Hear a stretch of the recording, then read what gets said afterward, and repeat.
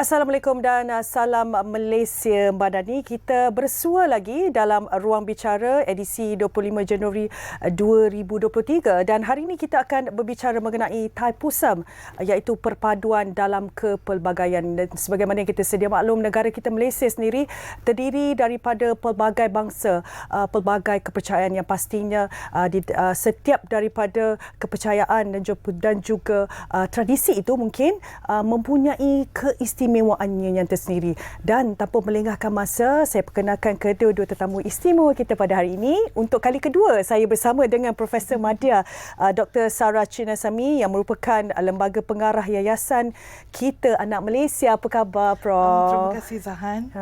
Cantik, Prof, hari ini. Terima kasih banyak sebab perayaan Thaipusam hari ini. Jadi, yang di sebelah tidak kurang manisnya, saya perkenalkan tetamu kita pada hari ini iaitu Cik Amirah Hazwani Muhammad Zaidi yang merupakan sukarelawan Yayasan Kita Anak Malaysia dan juga seorang pelajar PhD, ya. Betul. Okey, kita terus kepada soalan kita. Kita cakap tentang sambutan Thaipusam ini. Macam tadi saya katakan, sambutan Thaipusam ini juga penuh dengan warna-warni dan juga doktor. Mungkin doktor boleh kongsikan sedikit bersama dengan kami apakah sebenarnya pengertian kepada sambutan Hari Thaipusam ini? Silakan. Okey, kalau kita tengok, Zahan, perayaan Thaipusam ini adalah satu perayaan yang ketiga terbesar, ya, di negara kita, selepas perayaan Deepawali dan juga Pongal oleh penganut-penganut Hindu di negara ini. Dan kita lihat ni perayaan Thaipusam ini lebih kepada persediaan kerohanian, ya, di mana penganut-penganut agama Hindu mereka akan bernazar, membayar nazar mereka dan mereka akan mempunyai niat masing-masing untuk mereka menunaikan nazar mengikut kapasiti seseorang itulah. Jadi yang menarik kita lihat di sini adalah pengambilan kawadi, ya, yang mempunyai pelbagai kreativiti, yang mempunyai pelbagai desain di sini sempena perayaan Thaipusam ini. Dan juga kita lihat pengambilan, ya, tempayan susu juga bagi penganut-penganut agama Hindu menunaikan nazar mereka.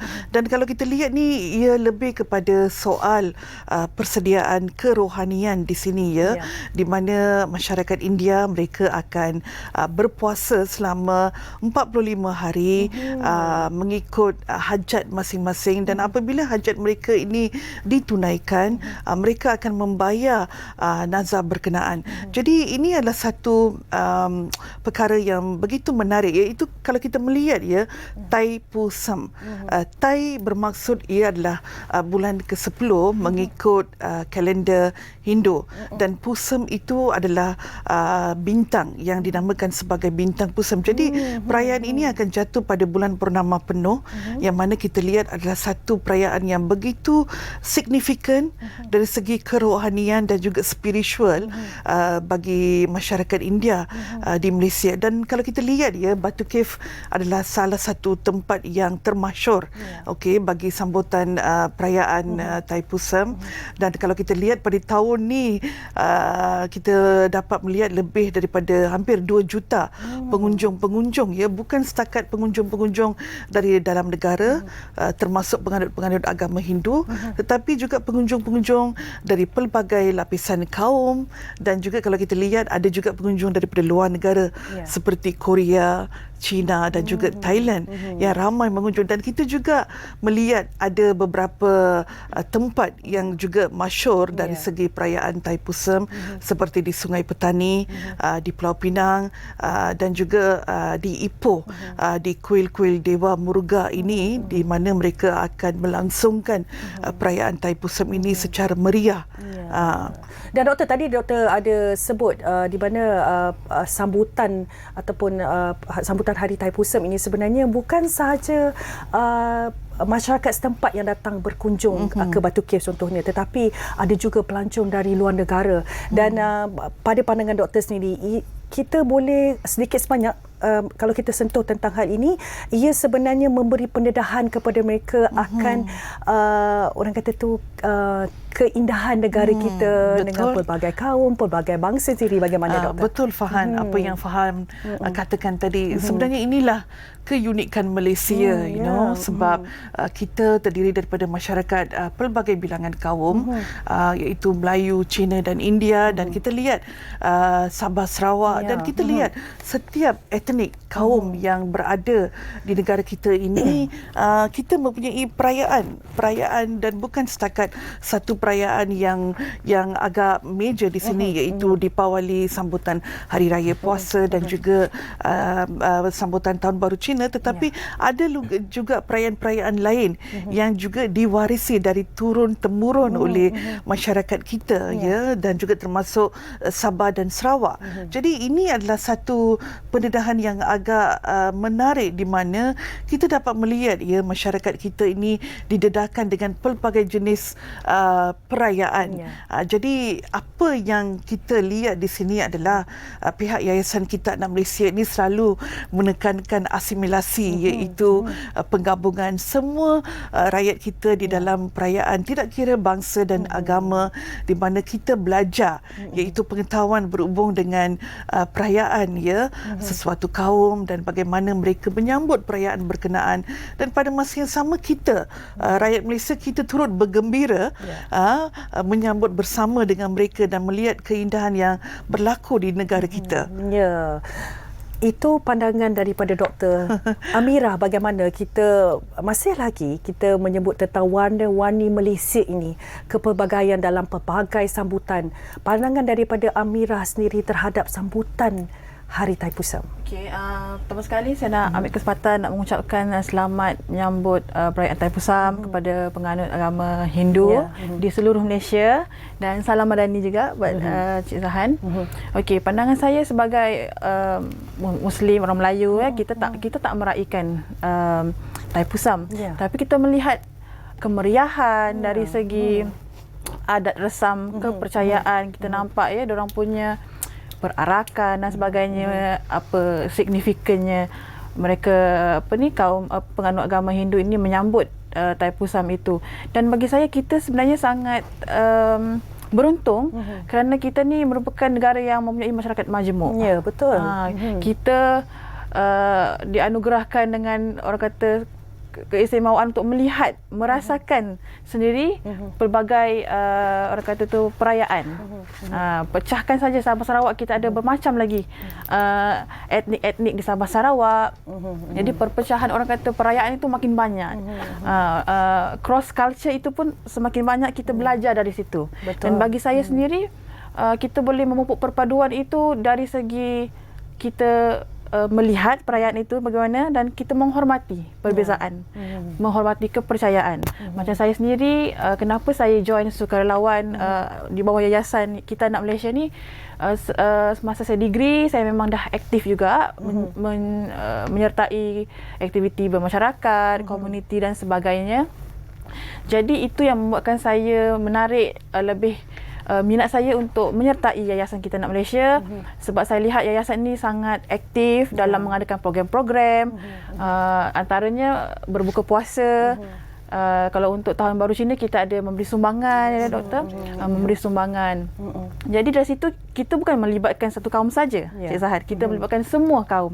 Dari situ mereka akan berinteraksi, bertukar-tukar orang kata informasi, maklumat macam-macam. So kita bertukar idea dan pandangan terhadap perayaan di negara kita.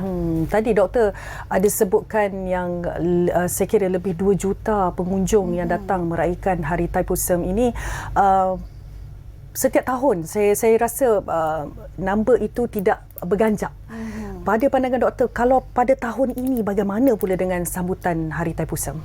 kalau kita lihat dari segi perangkaan itu, tahun lepas dikatakan lebih daripada 1 juta yang telah mengunjungi, tetapi pada tahun ini berlaku peningkatan peningkatan dari segi pengunjung-pengunjung yang datang ke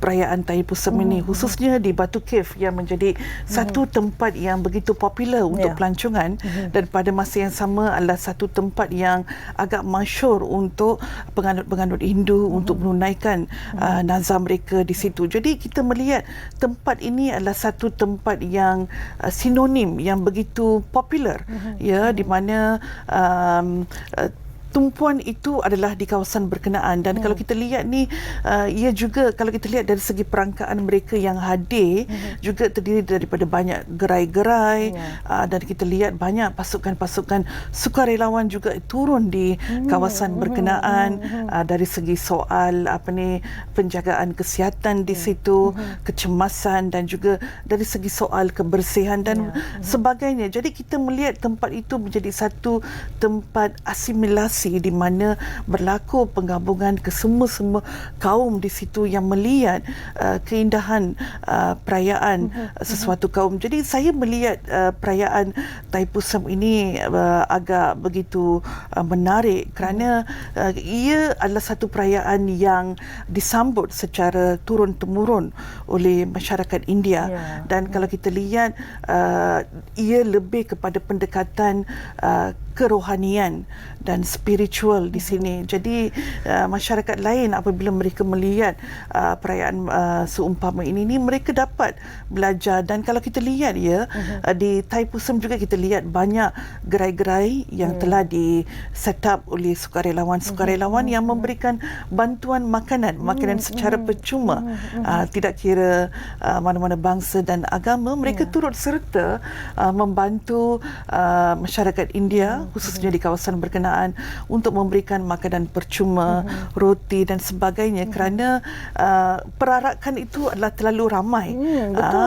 Dan kalau kita lihat Kawadi itu banyak perarakan Kawadi-Kawadi yang menarik, yang betul-betul indah untuk kita lihat, apatah lagi pandangan itu dilihat oleh kaum-kaum lain, yang mana dia menjadi satu keindahan dan juga kreativiti yang dibuat juga untuk menunaikan nazar oleh masyarakat kaum India. Jadi perkara yang saya selalu lihat di sini adalah kepada konteks bagaimana kita menjadikan perayaan ini sebagai satu perayaan yang boleh menggabungkan kesemua-semua kaum di negara kita. Jadi untuk itu perlulah pendedahan dari segi pengetahuan berkenaan dengan perayaan-perayaan yang dijalankan, dianjurkan di negara kita. Contohnya kalau kita lihat masyarakat Cina, Tionghoa seumpamanya, mereka mempunyai perayaan Cap Gome. Agak menarik bila kita melihat mereka menjual kuih bulan, pelbagai jenis perasa, dan tertarik, kita pun terasa nak melihat apakah istimewanya perayaan ini. Dan juga seperti masyarakat Kristian, kalau kita lihat mereka ada perayaan Good Friday dan sebagainya. Jadi ini adalah keunikan dan juga keindahan. Itulah yang kita katakan warna-warni Malaysia. Amira, mungkin boleh kongsikan sedikit, Amira sebagai sukarelawan, sedikit mungkin pengalaman dan juga pelibatan Amira sendiri dalam membantu dalam apa-apa perayaan di Malaysia itu. Baik, terima kasih. Sebab usia saya dalam yayasan ni belumlah cukup matang, tapi saya dah punlah menyertai yayasan punya gerakan itu dalam mengadakan orang kata upacara macam kita nak bagi sumbangan, tapi kita akan ikut perayaan apa ketika itu, kita nak kumpulkan siapa yang kita akan kumpulkan. Macam saya dah cakap tadi, tahun lepas kita dah buat sambutan berbuka puasa, majlis berbuka puasa di sebuah hotel di Klang, Prof. Kita jemput pelajar-pelajar IPTA, IPTS, kita jemput yang terdiri dari berbilang kaum. Kita bagi sumbangan berbuka puasa. Bagi saya punya perspektif pula sebagai sukarelawan tu, saya membantu dari segi menyediakan pergerakan tu, membantu assist persediaan majlis berbuka puasa, macam kita nak menyambut Tahun Baru Cina bagi sumbangan, macam tu. Jadi doktor, kita melihat Malaysia ini pelbagai bangsa, pelbagai kaum dan juga kepercayaan. Antara orang kata tu elemen ataupun aspek yang ditekankan oleh kerajaan kita sendiri adalah dalam aspek perpaduan. Pandangan daripada doktor melalui perayaan ini, bagaimana ia dapat mewujudkan kepelbagaian dalam perpaduan itu sendiri, doktor? Kalau kita lihat dulu, Fahan, dahulunya konsep rumah terbuka ini dijadikan satu elemen untuk kita mengeratkan perpaduan di kalangan rakyat, tidak kira bangsa dan agama, di mana masyarakat India mengunjungi tetamu yang berbangsa Melayu pada waktu hari raya dan sebagainya dan sebaliknya. Dan saya melihat pada hari ini konsep rumah terbuka ini, kalau kita lihat itu sebenarnya lebih daripada itu. Bukan setakat konsep rumah terbuka, tetapi bagaimana pengetahuan rakyat kita ni terhadap sesuatu perayaan. Saya rasa kita masih ketinggalan dari segi bab itu, di mana rakyat kita ini perlu dididik tentang pengetahuan berhubung dengan perayaan-perayaan yang dianjurkan oleh setiap etnik di negara kita. Dan saya rasa itu adalah satu perkara yang begitu penting untuk kita mewujudkan proses asimilasi, iaitu engagement di antara semua komuniti yang wujud di negara kita ini. Jadi saya melihat berdasarkan kepada, kadang-kadang kita melihat pelbagai komen, luahan yang ditertera di dalam platform media sosial, di mana berlaku kadang-kadang perselisihan faham itu. Apabila saya percaya bahawa perselisihan faham itu wujud kerana mereka tidak memahami agama, budaya, tradisi dan pendekatan yang dibuat di dalam sesuatu perayaan ataupun di dalam sesuatu amalan. Jadi saya percaya bahawa pendekatan ini perlu kita dedahkan dahulu.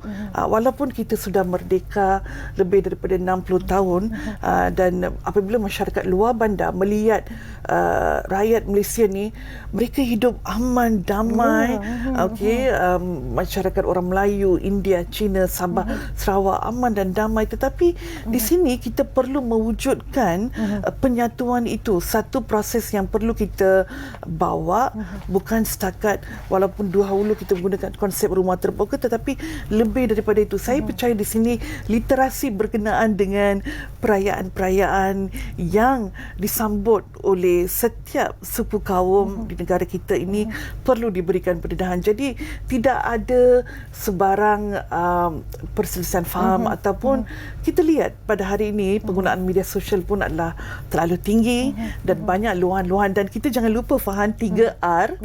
Dalam 3R itu ada juga menyentuh berkenaan dengan agama.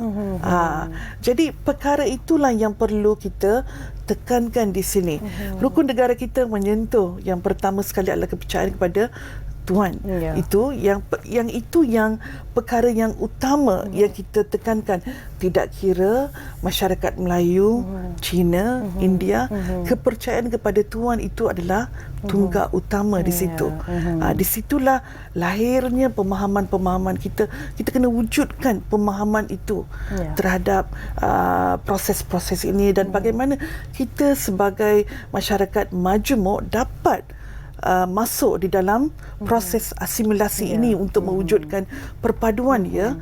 Jadi ini adalah satu yang perlu kita sambut bersama. Kepelbagaian itulah yang perlu disambut bersama. Baik, Dr. Amira, kita nak menarik nafas lega sekejap. Kita ada banyak lagi yang kita hendak bincangkan dalam tajuk kita hari ini, iaitu Thaipusam Perpaduan dalam Kepelbagaian. Tapi kita nak berehat dulu. Kita akan kembali lagi selepas ini.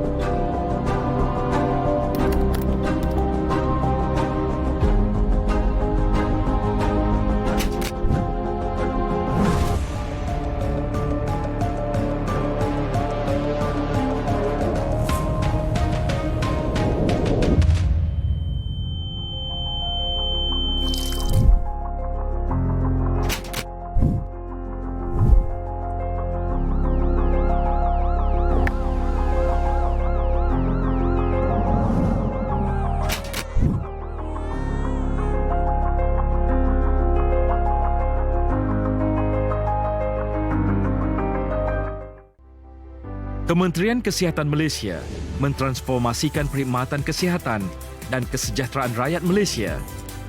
Antara inisiatif yang diwujudkan ialah pengukuhan modal insan, sokongan padu penjawat awam, kertas putih kesihatan, baik pulih dan naik taraf klinik, program memasyarakatkan perkhidmatan klinik pergigian sekolah, inovasi perkhidmatan kesihatan, pendigitalan perkhidmatan kesihatan, skim perubatan madani, program madani afiat seluruh negara, perkhidmatan kesihatan pergigian menerusi klinik bergerak. Melalui inisiatif yang diwujudkan, kerajaan akan terus menjaga kesejahteraan rakyat demi melahirkan masyarakat yang berdaya saing dan mampan.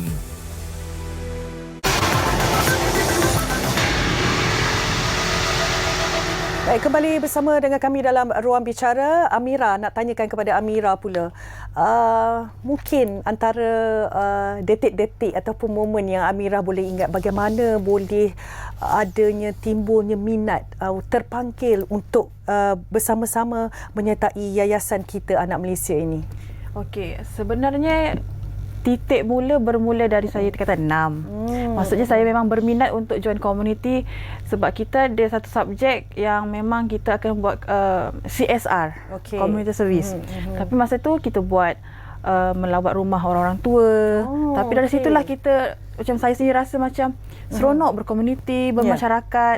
Tapi why don't saya luaskan lagi, instead of pergi ke rumah orang tua saja, saya nak mendekati pula masyarakat belia, orang kata kaum-kaum lain.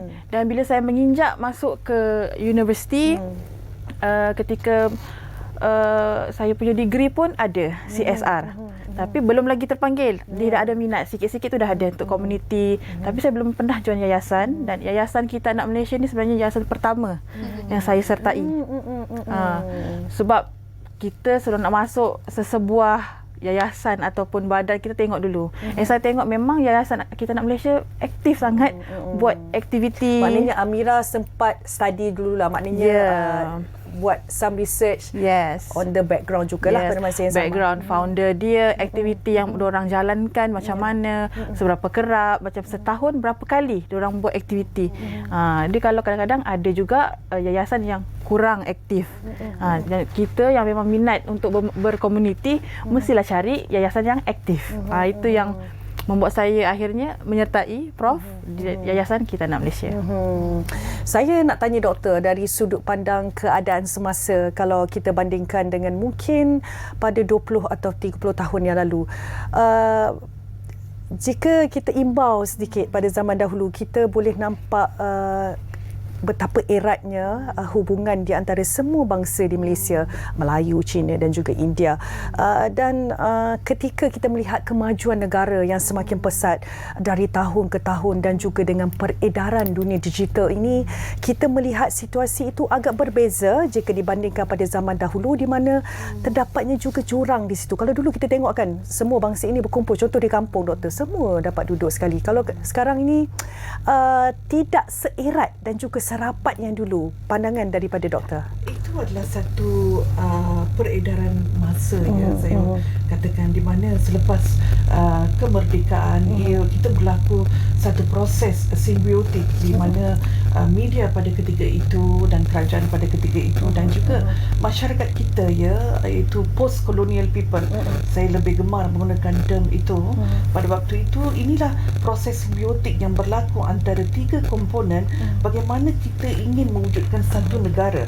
Dan pada waktu itulah berlaku proses simbiotik di mana hubungan yang begitu erat berlaku dengan dasar-dasar kerajaan pada waktu itu yang memupuk perpaduan di kalangan rakyat kita dengan adanya rukun negara dan juga sebagainya. Ya, okey, kita akan berehat seketika nanti. Kita akan sambung soalan itu seketika nanti, doktor.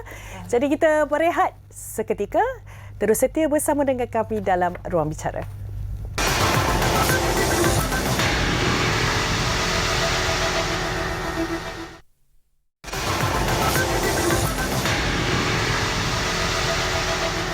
Baik, Baik, kembali bersama dengan kami dalam Ruang Bicara. Kita terus sambung jawapan di atas persoalan saya tadi. Doktor, silakan. Okey, kalau kita lihat ya pada ketika dahulu selepas kita mengecapi kemerdekaan pada tahun 1957, pada waktu itu berlaku satu proses simbiotik iaitu di antara media yang ketika itu dan juga kerajaan pada ketika itu dan juga masyarakat kita yang pelbagai bilangan kaum, bagaimana proses itu digunakan untuk kita mewujudkan satu masyarakat majmuk, iaitu di mana saya lebih gemar menggunakan terminologi sebagai post-colonial people pada waktu itu. Dan kita lihat selepas itu dalam tempoh 20 tahun ini, 20 tahun selepas kemerdekaan itu, banyak polisi-polisi dan dasar-dasar diwujudkan untuk memupuk perpaduan di kalangan rakyat kita, kerana kemerdekaan pada waktu itu adalah masih muda lagi. Itu yang ingin saya katakan. Dan kita lihat penetrasi internet pada ketika itu belum lagi. Jadi pada tahun 2000 ke atas, iaitu 2002 ke atas, baru berlaku kita lihat penetrasi internet, iaitu daripada amount yang dalam 10,000, 200,000 dan berganjak. Dan kita melihat internet ini telah menjadi satu platform yang mendengarkan semua pendapat, semua komen-komen dapat diterapkan di dalam platform. Dan pada hari ini kita tidak dapat elak kerana terlalu banyak platform-platform media sosial termasuk WhatsApp yang juga menyebarkan maklumat-maklumat berkaitan dengan kalau ada sesuatu perkara yang tidak kena diwawarkan, dikongsikan dan dapat ditonton di sekelip mata begitu cepat. Termasuk elemen terbaru TikTok pada hari ini. Jadi amat berbeza kalau kita lihat pada zaman dahulu dan zaman sekarang Jadi media sosial ini memainkan satu peranan yang begitu penting untuk cepat menyampaikan maklumat kepada rakyat kita. Tetapi kita tidak boleh melihat media sosial ini di pihak ataupun di sudut yang salah saja. Ada juga kebaikan disebabkan media sosial ini wujud di negara kita, dan selalu saya memberikan komen ini di dalam komentar saya, iaitu di dalam mengikut World Internet Statistic hanya 3 ke 4 juta saja rakyat kita yang tidak menggunakan internet. Dan selebihnya itu hampir 30 juta menggunakan internet, termasuk semua platform-platform media sosial itu. Dan di situlah banyak ujahan-ujahan yang berkaitan dengan politik, berkaitan dengan sensitiviti agama dan bangsa wujud di situ. Dan untuk itulah kita telah mengeluarkan 3R di situ, iaitu race, religion tak boleh dibangkitkan di dalam isu-isu berkaitan dengan perkara itu. Jadi ini adalah salah satu faktor yang juga kadang-kadang boleh memecah belahkan rakyat kita. Tetapi satu yang ingin saya tekankan di sini adalah media sosial juga menjadi penyelesai resolusi.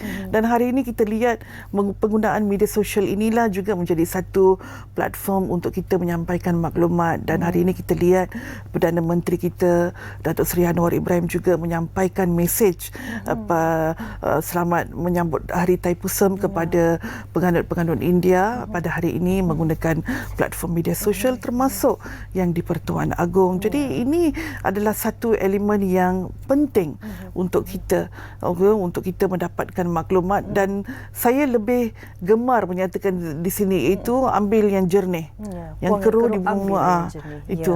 Itulah yang selalu saya katakan, kita tak boleh nak menyalahkan media sosial ni 100%. Media sosial ni juga ada menjadi penyelesai resolusi masalah masyarakat setempat. Perkara yang tidak boleh diselesaikan sekelip mata tu media sosial boleh selesaikan bila diwarkan di sana sini.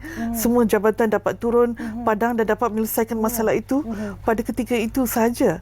Termasuk juga dengan elemen-elemen kebajikan. Betul. Jadi inilah satu keunikan yang berlaku di negara kita, dan saya percaya bahawa dengan adanya platform-platform ini kita dapat menggiatkan lagi kerja-kerja komuniti, kerja-kerja kebajikan, kerja-kerja yang boleh memberikan manfaat kepada masyarakat kita, dan kita tidak mahu sesiapa pun yang tertinggal dalam aspek kebajikan negara. Jadi saya rasa ini adalah satu elemen yang penting ya untuk kita memperkukuhkan perpaduan, dan juga tidak alpa proses asimilasi untuk kita semua bergabung dan juga engage di dalam sesuatu aktiviti.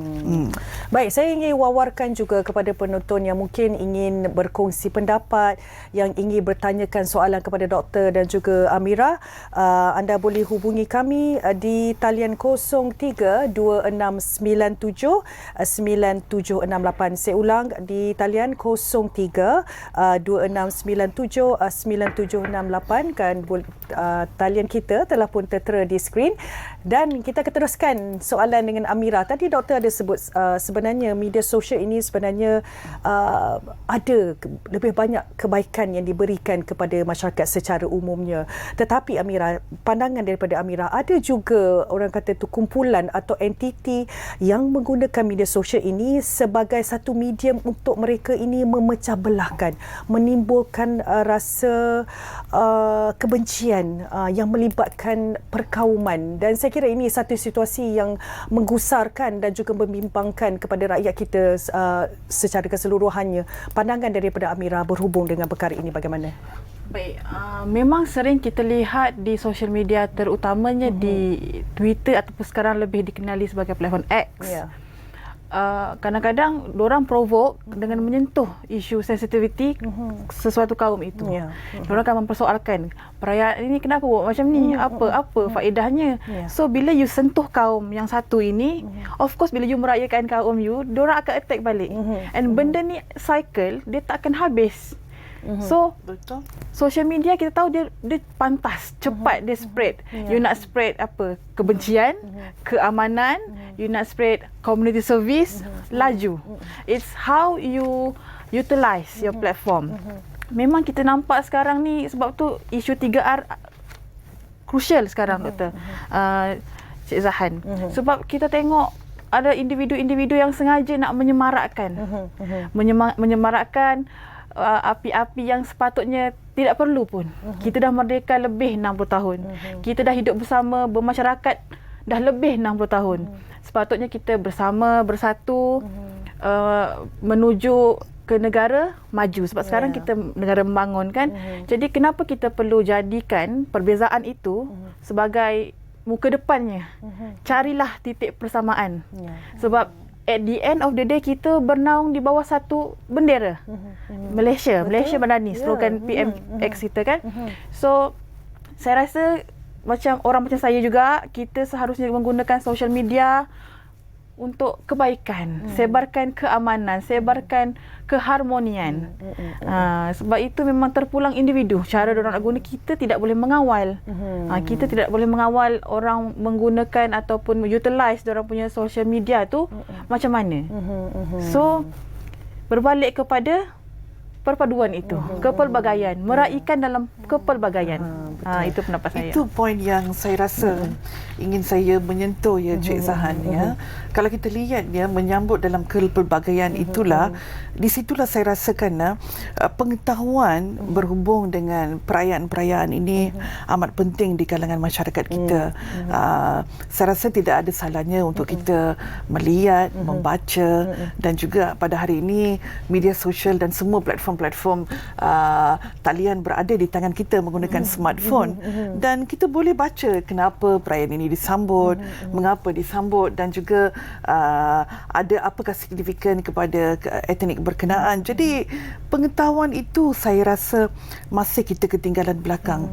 Walaupun kita dah mengecapi kemerdekaan lebih daripada 60 tahun, setakat ni yang kalau kita lihat perayaan-perayaan yang major seperti Deepawali, Tahun Baru Cina, dan juga Kongsi Facai, dan juga Hari Raya Aidilfitri dan sebagainya.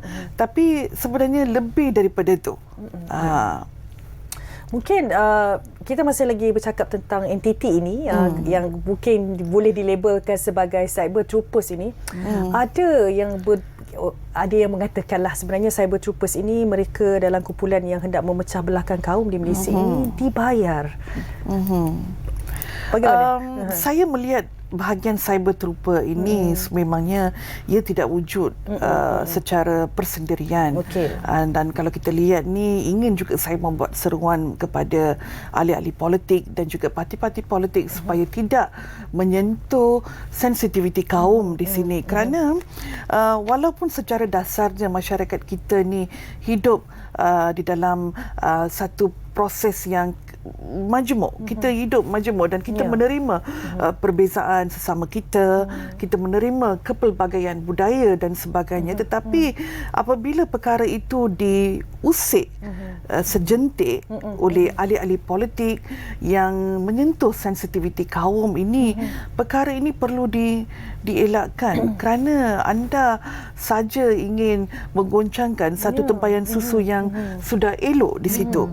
Dan perkara itu perlu kita elakkan, kerana kalau ahli-ahli politik dan juga parti-parti politik tidak mengungkit berkenaan dengan sensitiviti kaum ini, saya percaya ujahan-ujahan politik itu tidak akan wujud.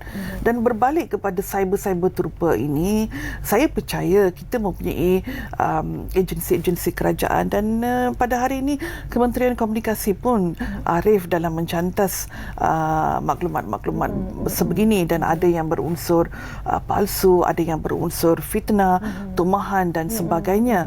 Jadi rakyat pada hari ini boleh saya katakan bahawa kesederhanaan dari segi penggunaan media sosial ini adalah terlalu tinggi, iaitu mereka boleh mendapatkan banyak sangat maklumat. Mereka tidak mempercayai A ataupun B ataupun C. Jadi kepelbagaian maklumat itu wujud di situ. Kerana ruang media sosial ini telah membuka luas minda rakyat kita pada hari ini. Mungkin dalam hal ini sebenarnya masyarakat itu harus bersifat lebih terbuka, membuka minda mereka, tahu membezakan yang mana yang baik. Ya, betul. Apabila kita tidak faham sesuatu perkara, katakanlah sesuatu kenyataan itu dikeluarkan dalam bentuk yang berkaitan dengan keagamaan dan sebagainya, jadi kita tidak harus bersifat emosional di situ. Kadang-kadang kalau kita melihat ujahan-ujahan yang diterapkan di dalam sesuatu post di dalam platform media sosial ini, kadang-kadang kita pun berasa agak tidak puas hati. Mengapalah ujahan-ujahan seumpama ini dilontarkan? Sebaiknya kita pergi kepada pokok pangkal itu, apakah sumber asli, bagaimana ia diterangkan, siapa sasaran audiens mereka dan sebagainya, barulah kita boleh membuat penilaian kita sendiri. Ini kita tidak tahu hujung dan pangkal, terus kita melontarkan luahan-luahan di dalam platform media sosial, itu adalah salah, kerana ia akan berpaut sehingga mencetuskan satu persepsi yang begitu negatif terhadap pelaksanaan sesuatu projek ataupun sesuatu polisi ataupun sesuatu perkara yang berkaitan dengan pendidikan di sekolah ataupun sebarang apa pun. Jadi ini adalah satu perkara yang penting, ya, saya rasa perlu kita lihat lebih mendalam lagi dalam penyaluran komunikasi maklumat. Dan lagi satu, masyarakat kita ni suka, kan dulu kata ungkapan, tak pasti jangan kongsi. Tetapi dalam tidak kepastian itu, mereka masih lagi berkongsi, menyebarkan maklumat yang tidak tahu akan kesahihannya, doktor. Sebab mungkinlah takut ada orang ada tanggapan yang kata, kenapa tak up to date, kita kena ni benda-benda tengah trending, tengah viral. Pengetahuan pun satu, pengetahuan tentang isu itu pun tidak ada, tetapi tanpa mengetahui hujung dan pangkal itu, memuatkan itu adalah satu perkara yang tidak elok. Disebabkan itulah kita menekankan tentang literasi media sosial di sini. Bagaimana anda ingin memasukkan ataupun memautkan sesebarang informasi di dalam talian media sosial. Jadi pada hari ini kita melihat, ya, bukannya media sosial ni 100% 100% ini kita tidak boleh silakan. Pada hari ini kalau kita lihat masyarakat India hari ini menyambut perayaan Thaipusam, dan kita dapat lihat ya dengan adanya media sosial ini, perayaan ini disambut di seluruh negara. Dan kalau kita lihat salah satu faktor juga peningkatan pengunjung ni, setakat ni 8 buah negeri telah memberikan pelepasan untuk cuti Thaipusam. Jadi media sosial ini juga membantu untuk kita melihat bagaimana perkembangan sambutan di negeri Kedah umpamanya, di Pulau Pinang, di Batu Cave, dan juga termasuk di luar negara. Itu istimewanya, jadi Doktor. itulah keistimewaannya. Jadi banyak benda yang berfaedah ni kalau kita gunakan platform media sosial ni. Jangan kita menggunakan itu etika. Itu etika dari segi penggunaan media sosial. Baik, saya nak menyelami sikit sikit akan pendapat daripada Amira. Apabila kita sebut sebagai tugas ataupun memegang tanggungjawab sebagai sukarelawan ini, saya kira bukanlah semua orang terbitnya di hati untuk menjadi sukarelawan. Ada yang berpendapat tak payahlah nak join, bukan ada sebarang pendapatan atau mungkin tak ada sebarang pembayaran juga. Betul. Tak ada faedah yang dapat. Mungkin Amira boleh kongsikan pendapat Amira bagaimana untuk kita nak menimbulkan kesedaran akan kepentingan sebenarnya untuk menjadi seorang sukarelawan, dan untuk nak mengajak, tak kira sama ada golongan muda ataupun pertengahan usia, untuk menyertai ataupun menjadi sukarelawan ini sendiri. Baik, saya tak nafikan memang kesedaran untuk menjadi sukarelawan ni, dia orang tak berapa aware, cakna lagi. Bagi orang tak dapat apa-apa, kenapa nak berhabis duit, berhabis tenaga. Tapi itulah saya kata, dia berbalik kepada individu, inisiatif sendiri. Macam saya memang dari zaman sekolah, zaman belajar, saya memang minat kerja-kerja berkomuniti, bermasyarakat. Sebab bagi saya yang paling signifikan adalah lepas kita membantu, diorang punya gratitude tu, betapa bersyukurnya dibantu. Tak kisah, bukan saja dari segi kewangan, kita boleh membantu dari segi tenaga. Macam 2 tahun lepas ke, Yayasan Kita Nak Malaysia membantu pelajar-pelajar di Shah Alam cari rumah sewa yang lebih murah. Masa tu kos sara hidup sangat susah, tinggi. Jadi Yayasan Kita Nak Malaysia turun padang membantu. Dan betapa kita nampak respon mereka, macam terima kasih sebab membantu kita yang memang memerlukan. So saya rasa itu sebenarnya yang penting. Tapi kita nak menyelam semula, sambil menyelam minum air, dalam kita berkomuniti, bermasyarakat, di situlah kita boleh menyelami kaum-kaum lain, kita kenal sekelan lebih besar, lebih banyak. Bukan saja you dapat membantu orang, tapi you juga dapat, macam saya kata tadi, bertukar informasi. Macam kita tak nak yang trigger sensitivity tu, you boleh tanya. You mesti ada kawan-kawan kaum India, kaum Cina, you boleh tanya, kenapa you merayakan macam ni? Saya nak tahulah apa signifikannya. Dia akan explain, kita tahu, dan kita akan spread lagi. So sukarelawan ni is one thing. Tapi once you ada sukarelawan, you dah involve dengan masyarakat, community, you akan nampak a bigger picture selepas itu. Susah saya terangkan unless you masuk sendiri sukarelawan tu. Mungkin masyarakat juga seharusnya menukar persepsi ataupun dari sudut pandang mereka sendiri sebenarnya. Sebab yelah, orang kata tak kenal maka tak cinta. Mungkin kalau kita sekali pandang, kita merasakan tiada faedah yang kita akan dapat. Tetapi mungkin macam tadi Amira ada sebut, sebenarnya apabila kita menyertai menjadi seorang sukarelawan itu, sebenarnya kita dapat berkenalan antara satu sama lain dengan pelbagai bangsanya. Jadi kita dapat mengenal budaya, mungkin dari segi tradisi, ya, Betul. Doktor?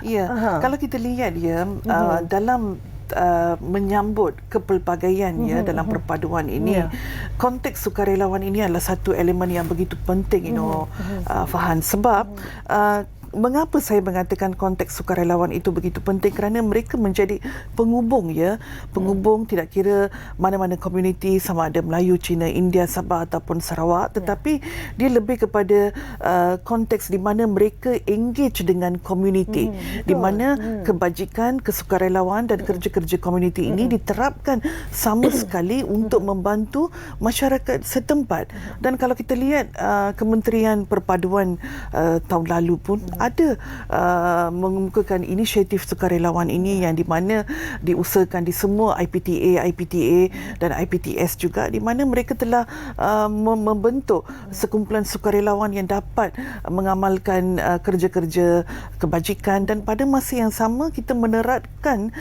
perpaduan di dalam kepelbagaian. Dan kalau kita lihat dari segi Yayasan Kita Anak Malaysia ni, semangat kita anak Malaysia ini adalah terlalu kuat di sini. Itu yang penting sebenarnya, Doktor. Anak Malaysia. Semangat yang kita hendak bangkitkan. Jadi anak Malaysia ni, sukarelawan kami terdiri daripada pelbagai masyarakat, iaitu Melayu, Cina, India, Sabah, Sarawak dan pelbagai suku kaum juga daripada Sabah khususnya. Jadi di sini kalau kita lihat, ini adalah bukan setakat penggabungan dari segi pihak, dari segi organisasi yayasan, tetapi lebih daripada itu, di mana penggabungan sukarelawan pelbagai etnik, dan pada masa yang sama mereka bergerak bersama menuju ke masyarakat setempat, katakanlah isu banjir, umpamanya membantu membersihkan rumah, dan inilah yang kita mahu kita lihat kepelbagaian di situ wujud. Tidak kira mana-mana bangsa dan agama berlaku banjir, satu rumah itu telah menjadi kotor dan sebagainya.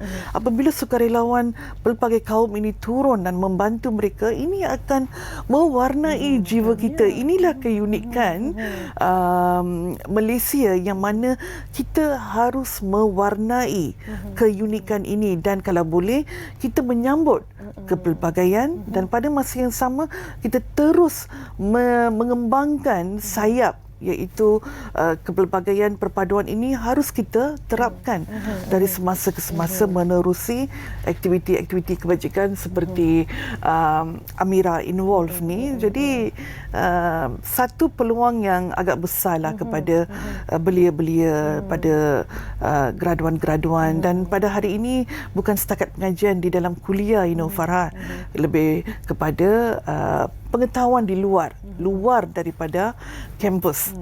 Apa yang sedang berlaku, adakah kita kemaskinikan diri kita dengan perkembangan semasa yang berlaku?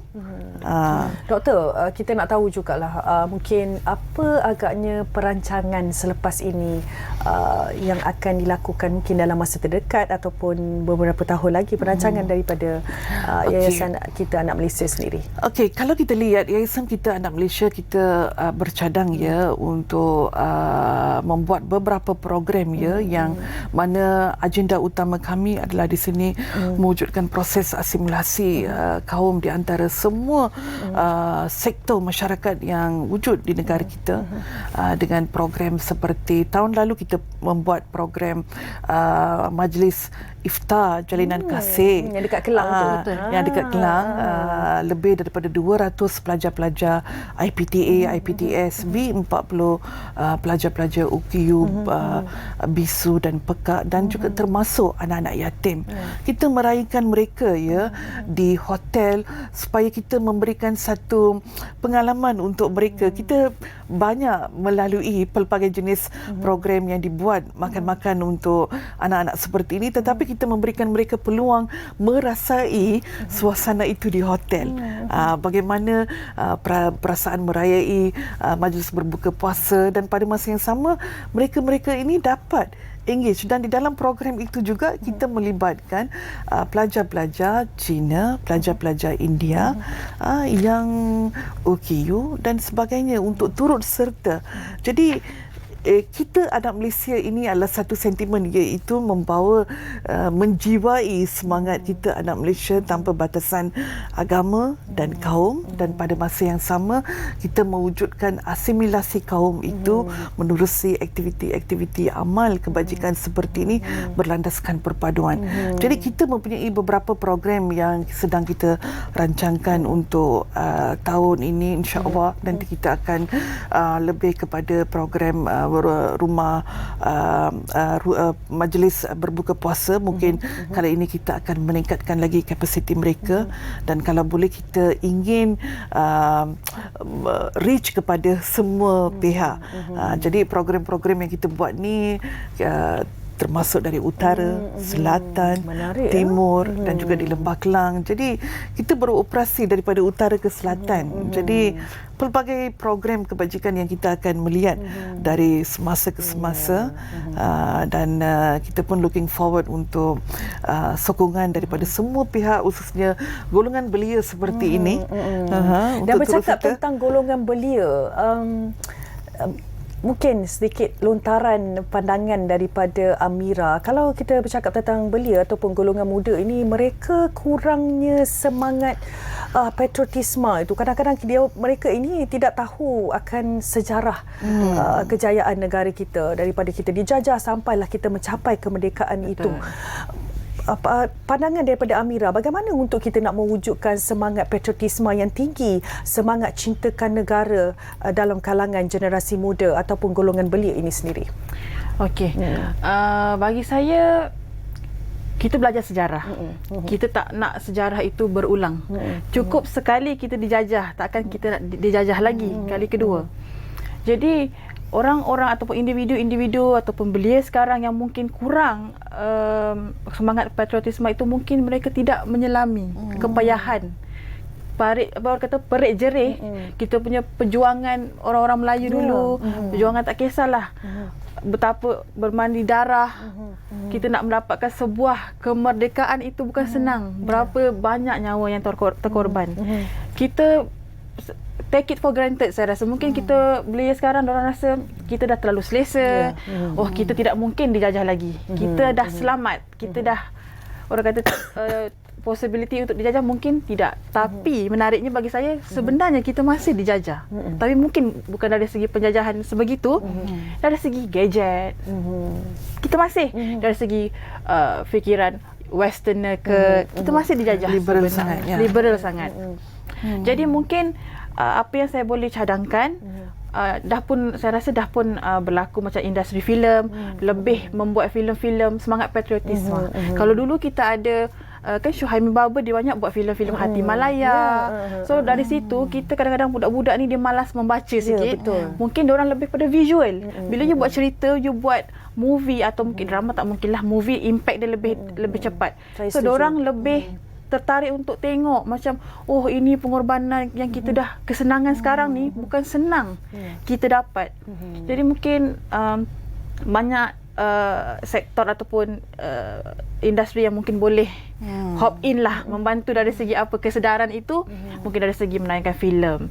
Kalau macam di TV-TV station ke apa, mungkin bila menjelang perayaan kemerdekaan baru kita nampak the blast kemerdekaan tu. So dari situ kita rasa macam tak ada apa-apalah, kita ni dah terjamin sangat. Tapi salah sebenarnya. Tidak mustahil kita dijajah lagi. Jadi hargai kebebasan yang ada, terapkan semangat patriotisme, kuatkan lagi, selami semangat muhibah antara kaum itu, kepelbagaian itu. Sekali lagi saya nak tekankan, raikan kepelbagaian, sebab akhirnya bendera kita satu, bendera Malaysia. So itu saja.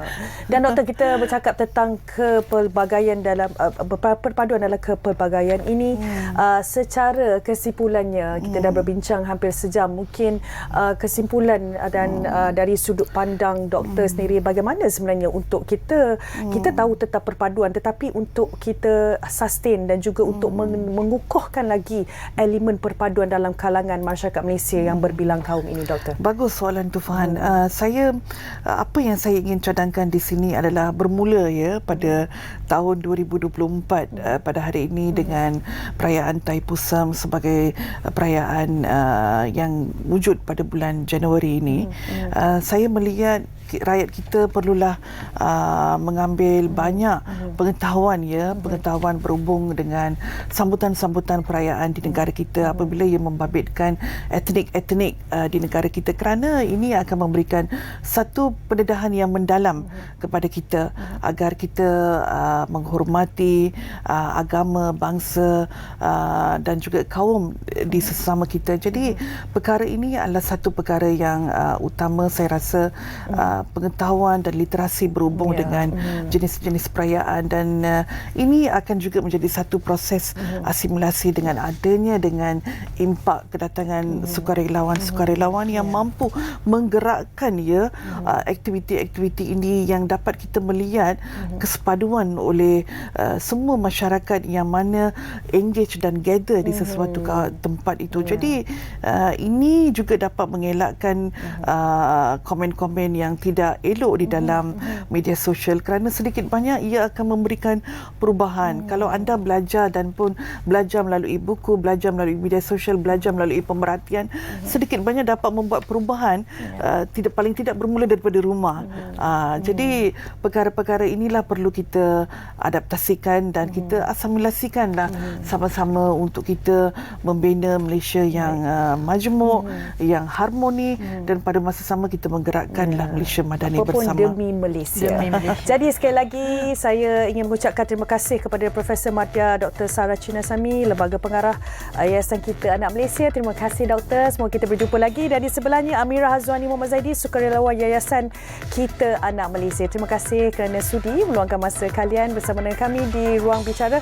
Kita dah sampai di penghujungnya, dan kepada semua rakyat Malaysia, teruslah kita mengukuhkan hubungan di antara kita semua yang berbilang kaum, agama dan juga bangsa. Dan sekali lagi saya ingin di kesempatan ini saya ingin mengucapkan selamat menyambut Hari Thaipusam kepada semua penganut agama Hindu.